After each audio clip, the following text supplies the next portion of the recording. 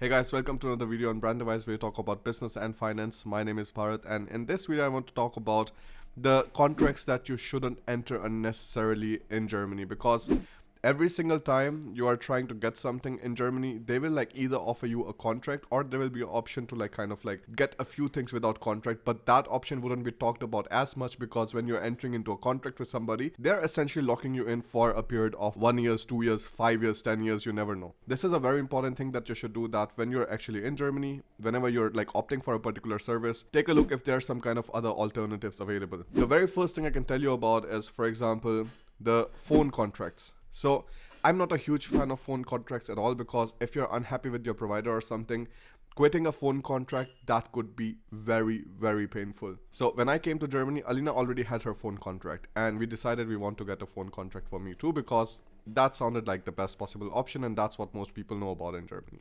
So we were like, okay, we get another phone contract. Now, what happened at that time was, when we were getting the second phone contract, they told Alina that we are going to quit your old phone contract and we are going to offer you a better price with the new phone contract that we're going to start. And we will take care of all of the quitting the contract and everything, so you don't have to worry about anything. But what ended up happening was they did not quit the previous contract. That meant that almost for 1 more year, we were paying one additional contract that we were not using at all. And we could only quit all of those contracts after 2 years.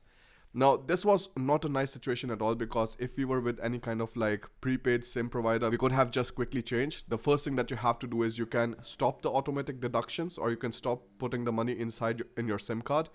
And then afterwards you can deactivate the SIM card. That's really not a big deal, and then you can get another SIM card provider. But what happens in contracts is that you do not have that option at all. You're locked in for 2 years. So phone contracts, I think, in Germany is the biggest scam. I do not think you should go for them at all. Go for prepaid SIM cards. You will have a lot more flexibility, and if you're not happy with the provider, or if you want to go for a better deal with some other kind of service provider, you can always do that. Now, to get you into these kind of phone contracts, what they try to tell you is that yes, if you buy this contract from us, you will get this iPhone for free, or you will get this iPad just for 10 euros or something like that, which is interesting. But if you calculate sometimes the total cost of having that thing and sometimes the unnecessary things that it comes with, it's really not worth it. So like I said, I'm personally not a huge fan, and this is something you should definitely avoid. The second thing that I want to talk about is the Bosch Buffer Tag. Bosch Buffer Tag is some kind of savings instrument that they promote in Germany. They're like, yes, if you want to ever buy your own house or something, you should have a Bosch Buffer Tag, because you will be able to save money up to a specific level, but then afterwards you can take the loan on the rest of the money. So generally it's 50% amount that you save first, and on the rest of the amount you can take a loan. Now, I find this idea very, very stupid, because most of the times the kind of Bosch Buffer Tag that you're kind of saving up for, that really doesn't account the current housing prices. So for example, if you're making a Bosch Buffer Tag for 300,000 euros, that means you have to first save 150,000 euros in order to take the 150,000 euros extra in credit. Now, for 150,000 euros, you will be saving 1,000 euros per month for 12 years, so that you can get a credit at maybe a bit lesser percentage than what most of the other people are providing. That's a very, very stupid idea. If you make your saving price half, so if you're just putting inside 500 euros per month, you're essentially saving up to almost 28 years till you're able to get the credit on the rest of the amount. This is stupid. I mean, if you start working with 25 or something, are you really going to wait till 53 that you're able to buy your house? No, many people want to do it earlier. Now, the hook with this is that they're going to tell you that, yeah, your employer is going to add some money on top of it, and you will get this Riester Unterstützung whatsoever. You will get some help and support from the state. They will add some money on top. I think it's just 200, 300 euros or something like that. But it's really not worth locking yourself into such a long period of just saving money in the side. Another thing that you have to keep in mind is that whenever you open a Bosch Buffer Tag, 1% of the entire amount is taken as cost. So for example, we were having 150,000 euros that we were saving aside for the Bosch Buffer Tag.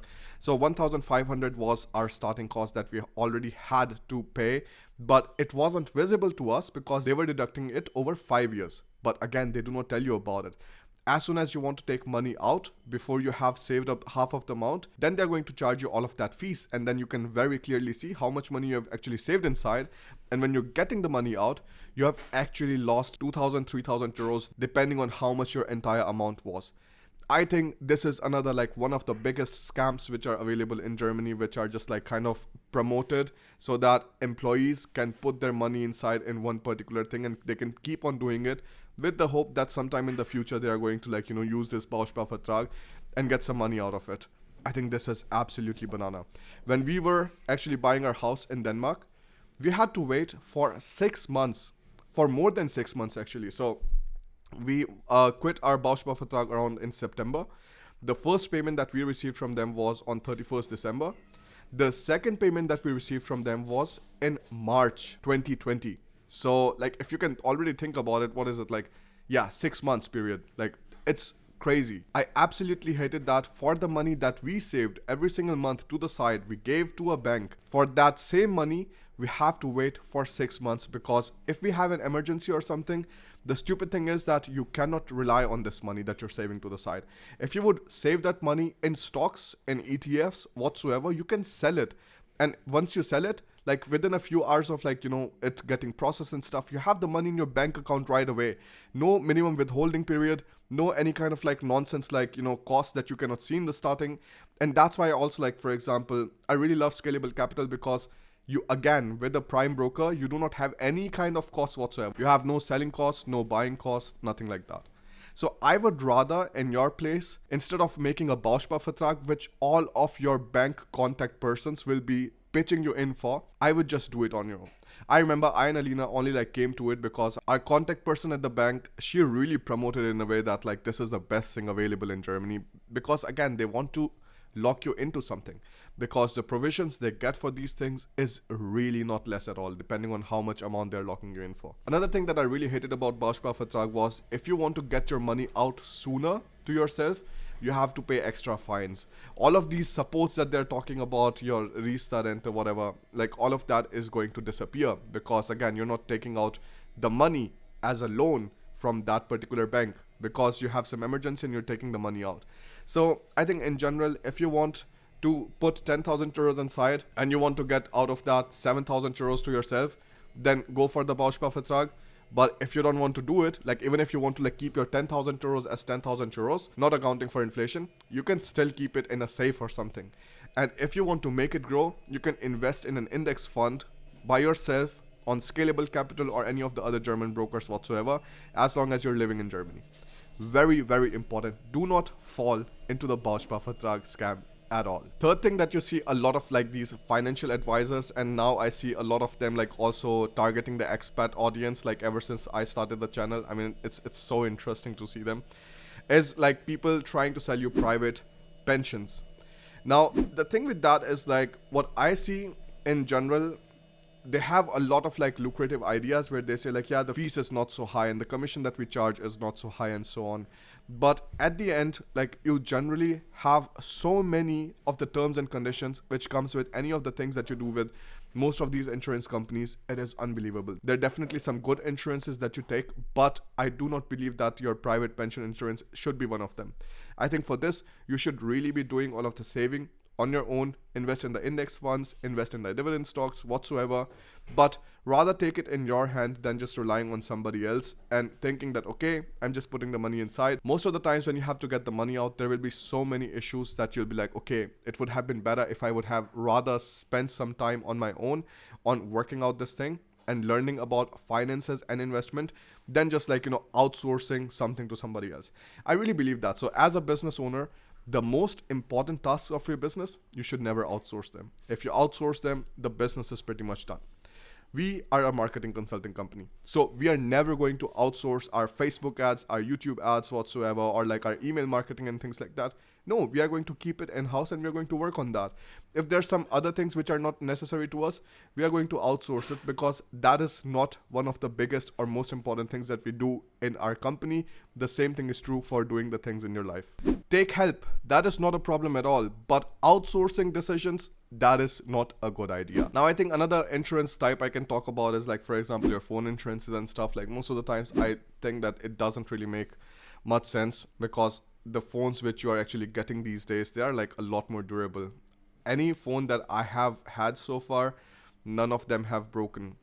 Alina also, like for example, she broke one phone, but at that time the amount of money that she had to pay inside as Eigenbeteiligung, so like you have to pay about 100 200 euros whatsoever, like it just towards the end didn't make sense. If you have a phone of like 900 euros, you've already paid so much money inside in the phone insurance, and then afterwards you're paying 200 euros on top. You can rather even just buy a new used phone or something like that. So I think like it also is like not really ideal. There are some like, you know, interesting insurances that I will talk about like maybe in the next videos. For example, you have your bike insurance, could be interesting for some people. For most of them it's not relevant. You have your private liability insurance, I think that is also very interesting. Then you have your house contents insurance, that is also interesting. It's called Hausratversicherung. So there are a few different interesting things that I do think make sense, but many of these others, they do not make sense at all, and I do not want you to make the mistake of actually getting trapped in one of these. Bosch Buffer Tag, absolutely horrible thing. Anybody who promotes it just runs away from them. Phone contracts, any kind of like postpaid phone contracts, just like completely forget about it.